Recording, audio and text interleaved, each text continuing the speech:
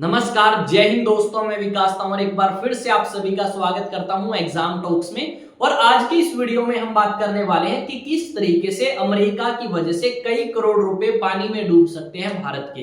अब किस तरीके से और कहां पे डूब सकते हैं वो भी मैं आपको बताऊंगा। जैसा कि आप सभी को पता है कि अमेरिका ने कोई भी ऐसी एक स्टेटमेंट नहीं दी जब से राष्ट्रपति पद संभाला है ट्रंप ने कि ये तो भारत के हित में है, ये तो भारत के लिए फायदेमंद है। ऐसा कुछ हमें नहीं सुनने को मिला। तो अभी रिसेंटली किस तरीके से ट्रंप आपका ईरान को निशाना बनाएंगे और मुश्किलें खड़ी होंगी भारत के लिए, वो हम जानने वाले हैं। अगर आप चैनल पे नए हैं तो चैनल को सब्सक्राइब करें और बेल आइकन को प्रेस करें ताकि जैसे ही वीडियो अपलोड हो उसकी नोटिफिकेशन आप तक पहुंच पाए। तो स्टार्ट करते हैं ये सेशन आप सभी के साथ में। और यहाँ पे लिखा गया है कि ट्रंप के निशाने पे है ईरान और इससे भारत को मुश्किल खड़ी हो सकती है। अब भारत को मुश्किल क्यों खड़ी हो सकती है, इस बात को एक न्यूज़पेपर नहीं बहुत सारे न्यूज़पेपर्स ने कवर किया है। ये द हिंदू का एक आर्टिकल है जिसमें इसी बात को मेंशन किया गया है। अब यहाँ पे हम इस मुद्दे को थोड़ा सा अच्छे तरीके से जानने की कोशिश करते हैं। जैसा कि आपको पता है कि अमेरिका के 47वें राष्ट्रपति के रूप में शपथ ले चुके हैं ट्रंप। और उसके बाद उन्होंने अलग अलग कंट्रीज के प्रति अलग अलग रुख जो है वो दिखाया है। यहाँ पे भारत के प्रति अगर हम देखें तो कोई खास या अच्छा रिस्पॉन्स उनका नहीं है। जैसे भाई 104 भारतीयों को वापस भेज दिया और इतने बुरे तरीके से जो हम विश्वास भी नहीं कर सकते। दूसरी अगर हम बात करें तो इन्होंने भारत के ऊपर टैरिफ लगाने की बात करी कि अगर भारत हमारी वस्तुओं के ऊपर टैरिफ कम नहीं करेगा तो हम भारत के ऊपर टैरिफ लगा देंगे। अब ये सारी चीजें चली, उसके बाद हमें एक खबर ये सुनने को मिली अलग अलग न्यूज़पेपर में कि जो आपका अमेरिका का राष्ट्रपति है वो चाहता है कि अमेरिका जो है ज्यादा सैंक्शंस लगाए ईरान के ऊपर और यहां तक कि चाहबार पोर्ट के ऊपर। अब चाहबार पोर्ट क्या है? चाहबार एक बंदरगाह है जो कि ईरान के अंदर है और भारत ने उसे अगले 10 सालों के लिए लीज पे ले रखा है। एक तरीके से आप ये कह सकते हो या फिर ये कह सकते हो भारत अगले 10 सालों तक चाहबार पोर्ट को चलाएगा।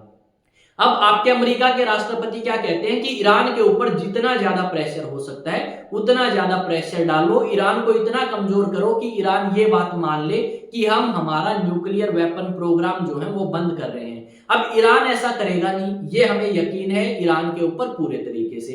अब यहाँ पे अमेरिका के राष्ट्रपति ऐसा क्यों चाहते हैं? जैसा कि आप सभी को पता है गजा के अंदर जो सारी चीजें हुई हैं उसको किया किसने है? इजराइल ने और हमास ने। अब हमास एक ऐसा संगठन है जो गजा से ऑपरेट करता है और इसको पूरे तरीके से समर्थन करता है ईरान। इसके अलावा हिजबुल्लाह नाम का संगठन है, उसे भी सपोर्ट करता है ईरान। अब ये सारी चीजें हमने देखी कि ये सारी चीजें जो हो रही हैं यहाँ पे इनके पीछे कहीं ना कहीं ईरान और इजराइल रिस्पॉन्सिबल है। अब अमेरिका को ये तो पता है कि हम आपका कमजोर कर सकते हैं हमास को और हमने किया भी है, हिजबुल्लाह को भी कमजोर कर सकते हैं।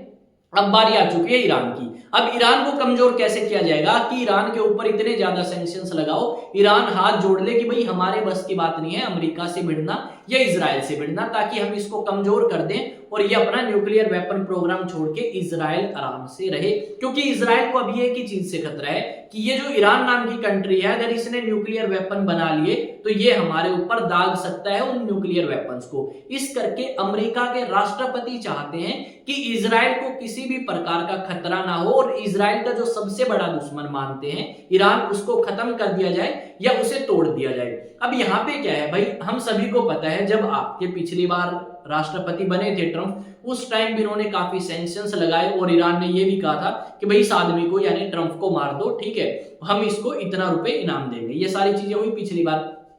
अब ट्रंप क्या करना चाहते हैं? अब ट्रंप चाहते हैं कि भाई जो बाइडेन ने थोड़ी बहुत रिलैक्सेशन दी थी ना, उन रिलैक्सेशंस को खत्म करो और ये जो चाहबार पोर्ट जो है इसके ऊपर भी सैंक्शंस लगाओ। अब भारत ये चाहबार पोर्ट बना के क्या करना चाहता है? भारत चाहबार पोर्ट बना के क्या करना चाहता है? ये जो पाकिस्तान में गवादर नाम का बंदरगाह आपको दिख रहा है इसकी प्रेजेंस को कम करना चाहता है। ये जो बंदरगाह है पाकिस्तान के अंदर गवादर नाम से, इसको बनाया है चाइना ने। अब चाइना की प्रेजेंस यहां हो चुकी है तो भारत ने सोचा कि किस तरीके से हम अफगानिस्तान और यूरोप से कनेक्ट कर सकते हैं बिना पाकिस्तान को यूज करे। तो हमने ईरान से एक समझौता किया और ये कहा कि हम आपके यहाँ पे एक पोर्ट जो है वो डेवलप करेंगे और अगले 10 सालों तक एक समझौता भी हमने किया। यहाँ पे लगभग अगर आप देखोगे तो 3000 करोड़ रुपए अब तक हमने ईरान के अंदर लगा दिए हैं और बहुत सारी मशीन्स और बहुत सारी चीजें भी हमने ईरान में भेज दी ताकि इस बंदरगाह को और ज्यादा अच्छे तरीके से डेवलप किया जा सके। और भारत जो है वो आसानी से बिना पाकिस्तान का यूज किए अफगानिस्तान में सामान भेज सके और दूसरा यूरोप से भी अच्छे तरीके से कनेक्ट कर सके। अब आपके जो अमेरिका के राष्ट्रपति हैं उनको ये बात पची नहीं, बोले यार ईरान क्यों, इजराइल को यूज करो, इजराइल के थ्रू जाओ, इजराइल के थ्रू वापस आओ, यहां से तुम व्यापार करो, क्योंकि अगर ईरान से करोगे तो ईरान की इकोनॉमी ग्रो होगी, ईरान के पास अगर पैसे आएंगे तो ईरान क्या करेगा, न्यूक्लियर वेपन्स पे लगाएगा, और न्यूक्लियर वेपन्स पे लगाएगा तो हमारे लिए खतरा बनेगा। तो इस करके हम चाहते हैं कि ईरान के ऊपर और ज्यादा सैंक्शंस जो है वो लगा दिए जाएं। अब ये सारी चीजें अमेरिका चाहता है, पर क्या ईरान रुक जाएगा अमेरिका के ये कहने से? तो डेफिनेटली नहीं, क्योंकि ईरान के दो अच्छे दोस्त हैं। ईरान का एक दोस्त तो है चाइना और दूसरा है भाई रशिया।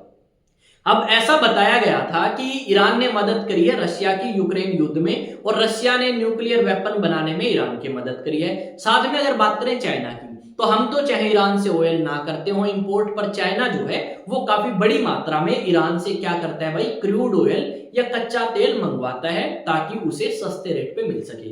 अब ये तीन कंट्री ऐसी हैं जो आपस में मिलके काम करेंगी। इन्हें पता है कि भाई ये जो ट्रंप है ये मैक्सिमम 4 साल निकाल सकता है, इससे ज्यादा तो राष्ट्रपति निकाल नहीं सकता इस पद पे, क्योंकि एक बार ये पहले बन चुका है, दूसरा टेन्योर है, इसके बाद ये कभी नहीं बनेगा अमेरिका का राष्ट्रपति। तो इससे पीछा हम 4 साल में छुड़ा लेंगे, तो इसकी तो कोई सिरदर्दी है नहीं। साथ में आपके ट्रंप को तो ये भी खतरा है कि कभी ईरान इसको ठोक ना दे, ठीक है। अब ट्रंप ने इस बात को खुद माना है कि अगर ईरान मुझे ठोक देता है तो तुम क्या करोगे, इस ईरान से बदला लोगे और इस ईरान को खत्म कर दोगे। अगर मेरा असैसिनेशन यानी मुझे राजनीतिक कारणों की वजह से मारा जाता है तो उसके पीछे कौन होगा, उसके पीछे ईरान होगा।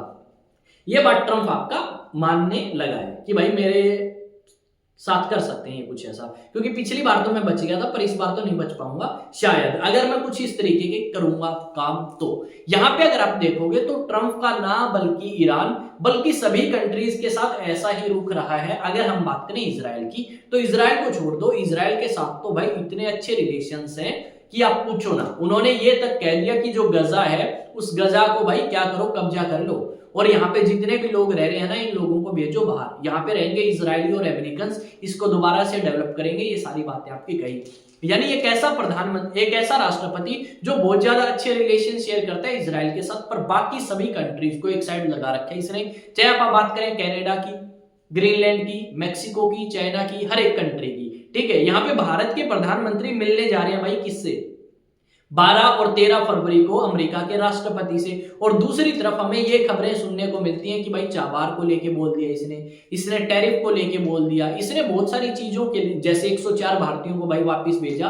तो यानी ऐसी चीजें हमें यहाँ पे देखने को मिली कि जैसे ये बंदा राष्ट्रपति बनता है इसने चीजों को उथल पुथल करना स्टार्ट कर दिया। और अभी तो आप कह सकते हो पूरे के पूरे 4 साल बचे हैं और अगले 4 सालों में ये क्या क्या कर सकता है। यहाँ पे अगर आप देखोगे तो कहीं ना कहीं दुनिया का नक्शा ना बदल दे यार ये, ठीक है। 1-2 कंट्रीज ऐसी होंगी जिनके ऊपर ये हो जाएगा कि भाई ये भी अमेरिका का ही पार्ट है, ठीक है। जैसे गजा के ऊपर कब्जा करके क्या पता ये बोल दे कि भाई ये पैलेस्टीन के पास एक छोटा सा एरिया दिख रहा है ना आपको, ये अपने अमेरिका का ही हिस्सा है, और एक नई स्टेट डिक्लेयर कर देंगे। बोले यार कनाडा वाले तो माने नहीं, ठीक है, इसके ऊपर आराम से कब्जा कर सकते हैं। तो ये गजा क्या हो गया, ये गजा अब अमेरिका का एक राज्य बन गया, ठीक है। तो इस तरीके की चीजें आपका ट्रंप कर सकता है आने वाले समय में, और इसमें कोई डाउट नहीं है भाई कि इस तरीके की चीजें नहीं हो सकती हैं अगर ट्रंप है तो, ठीक है। हम ये बोलते हैं ना कि भाई भगवान है तो सब कुछ संभव है, ठीक है। तो सेम बात, अगर ट्रंप है तो सब कुछ संभव है, वो कुछ भी कर सकता है गजा के साथ या इस क्षेत्र में जो खासकर इजराइल के आसपास का है। और यहाँ पे ईरान की अगर बात करें तो ईरान का हमें देखना होगा कि क्या रुख रहता है, क्योंकि अभी ईरान शांत है, चीजें जो हैं ईरान की तरफ से ज्यादा कुछ कही गई नहीं है, क्योंकि ईरान जो है इकोनॉमिकली काफी टूट चुका है और पहले भी ईरान को तोड़ा जा चुका है। पर ईरान इस तरीके से हार मानने वालों में से नहीं है। ईरान को पता है कि ऐसे बहुत सारे अमेरिकी राष्ट्रपति आए और ऐसे ही चले गए, पर भाई ट्रंप जैसा एक आधा ही आया है, पर ट्रंप को भी ये सह लेंगे 4 साल, ये कोई ज्यादा बड़ी बात है नहीं इनके लिए ये सारी चीजें। अब यहाँ पे एक बार मैप देखो भाई, ठीक है। इस मैप में अगर आप देखोगे तो ये तो है भाई पाकिस्तान, कलर चेंज कर लेते हैं, यह है पाकिस्तान, और यहाँ पे एक बंदरगाह दिखेगी आपको, और इस बंदरगाह का नाम है गवादर, जो कि चाइना ने बनाई है पाकिस्तान में। और ये है भाई जो भारत डेवलप कर रहा है चाबार पोर्ट, कितनी दूर है, इनकी जो दूरी बताई गई है वो लगभग 72 किलोमीटर है। यानी भाई चाइना यहाँ पे और भारत यहाँ पे, ठीक है, पैरेलली चल रहे हैं कि अगर तुम हमारे पास प्रेजेंस बनाओगे तो तुम्हारे ऊपर निगरानी करने के लिए हमने भी एक चीज डेवलप कर दी है ईरान के अंदर ताकि हम तुम्हारे ऊपर निगरानी रख सके। अब यहाँ पे ये सारी चीजें हमें देखने को मिलती हैं और हमारे लिए जरूरी भी है भाई ये, ठीक है। क्यों जरूरी है? मान लो हम अफगानिस्तान तक नहीं पहुंच पाए, अफगानिस्तान के साथ अच्छे रिलेशन नहीं बना पाए, तो कहीं ना कहीं पाकिस्तान फिर से चीजें घुमा देगा, हमें फिर परेशानी होगी। और यहाँ तक कि हमें तो ये भी देखने को मिला कि जो हमास संगठन के आतंकवादी थे वो जम्मू एंड कश्मीर में देखे गए भाई। इसके ऊपर स्पेशल वीडियो लेके आऊंगा मैं दिन में, ठीक है। पहले ये वीडियो देखो और उसके बाद इसका रिस्पॉन्स बताओ मुझे कैसा है। इस वीडियो को शेयर करें अपने दोस्तों के साथ जो इंटरनेशनल इश्यूज में इंटरेस्ट रखते हैं। चैनल को सब्सक्राइब करके बेल आइकन को प्रेस कर लें, वीडियो को लाइक करें, कमेंट करके जरूर बताएं। और अब आते हैं थोड़ी सी और बातों की तरफ, ठीक है।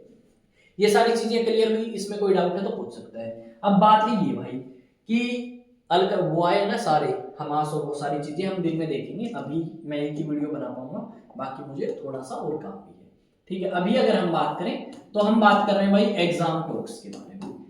ये एग्जाम टॉक्स चैनल आपका अपना चैनल है, इसे आप सब्सक्राइब कर सकते हैं और साथ में अलग अलग सोशल मीडिया प्लेटफॉर्म पे जाके आप क्या कर सकते हैं, फॉलो कर सकते हैं, ताकि आपको समय समय पे सारी जानकारी मिल सके। और एग्जाम टॉक्स जो है टेलीग्राम पे भी जाके सर्च करें, वहां पे भी कनेक्ट करें। कुछ स्टूडेंट ने किया भी है और उनको मेरी तरफ से भाई थैंक यू, आपने मुझे वहां पे जाके सब्सक्राइब किया या फिर मेरे साथ कनेक्ट किया। अपने डाउट है तो आप पूछ सकते हैं भाई। अब बात आती है नेशनल डिफेंस एकेडमी की।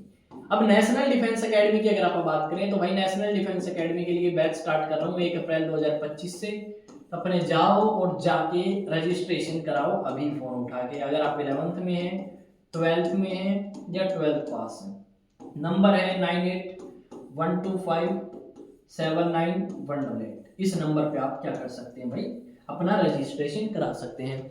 मिलेंगे एक नई वीडियो में, एक नए सेशन में, एक नई न्यूज, नई अपडेट के साथ। तब तक इसको शेयर करते रहें और देखें इसको अच्छे तरीके से। मिलते हैं नेक्स्ट वीडियो में। जय हिंद, जय भारत।